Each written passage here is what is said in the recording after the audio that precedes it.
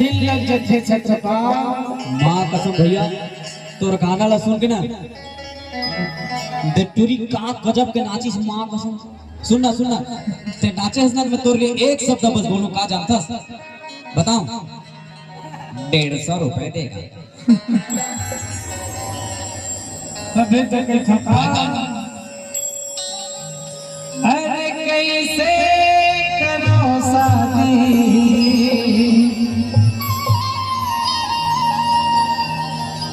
प्रीति के बंगला बड़े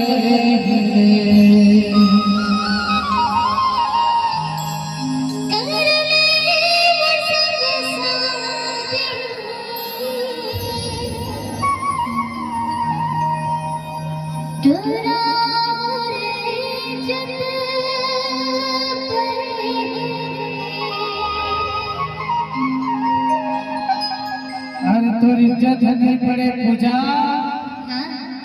बीच में तो दादा खड़े हो वही दशरथ पड़े रे तभी तो कहीं थका गज्जू अरे कैसे करो शादी कैसे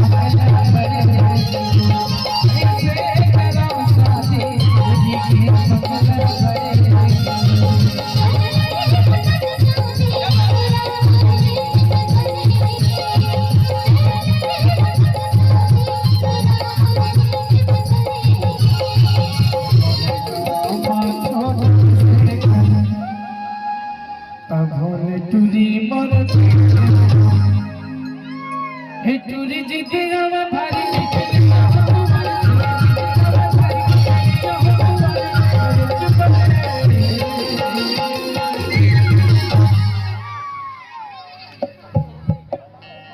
अरे कैसे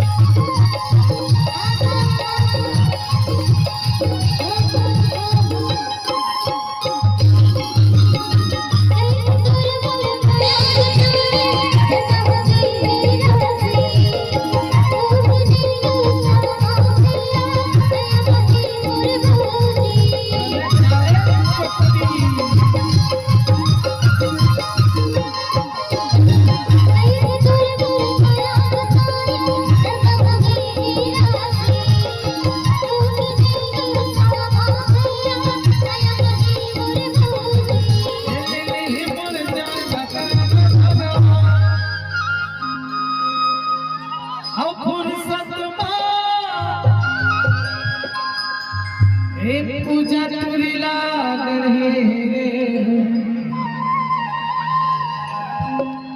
दीवानी लाग रे